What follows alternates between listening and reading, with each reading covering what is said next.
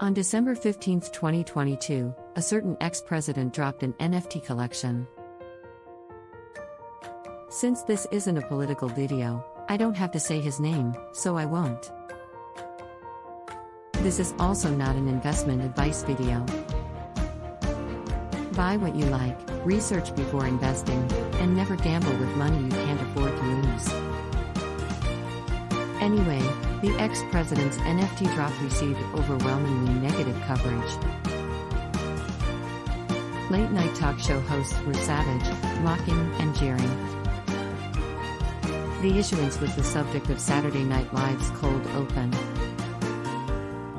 They said the designs were cringe, the cards were an overpriced grift, and that the ex-pres was way late to the NFT party. But the cards sold out within hours and have so far held a value above what people paid for them, undermining these criticisms. So were these blockchain-based trading cards good, actually? That's what we're here to discuss. Is it fair to mock the design of these cards? That's a matter of personal taste. While the visuals are over the top for my liking, they couldn't have been more on-brand for their subject matter. And in the end, it doesn't matter what you, or I, or the Saturday Night Live cast think of them. His fans are the ones waving their credit cards at the computer screen, and they're not paying for subtlety. More problematic is that some of the artwork is alleged to have been lifted from online sources, possibly without credit, permission, or compensation. If true, that would be infringement, regardless of whether it happened in digital or print formats.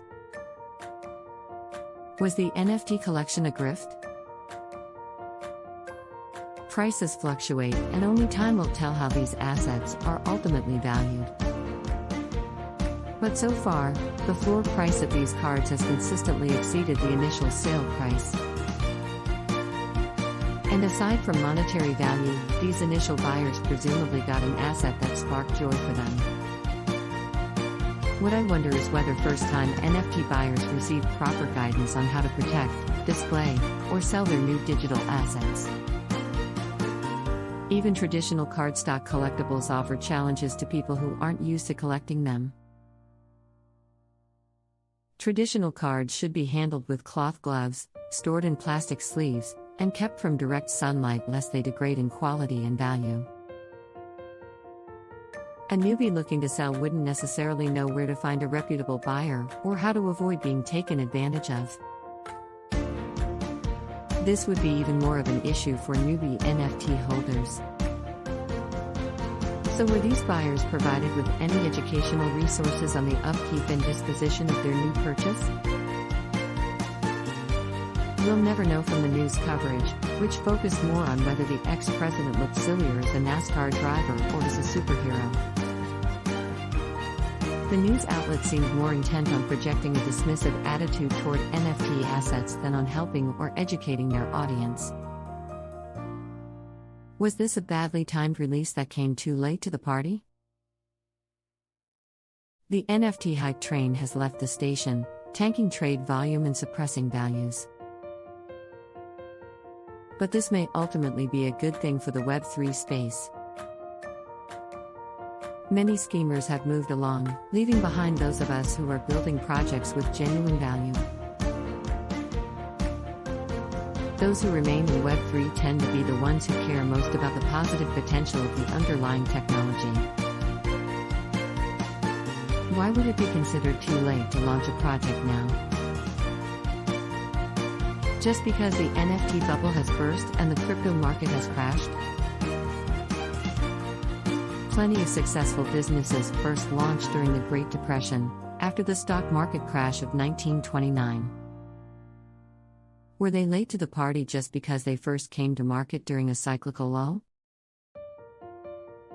Bias coverage clouds the fact that the drop itself was a wild financial success for its issuer, and especially impressive given the current state of the NFT market.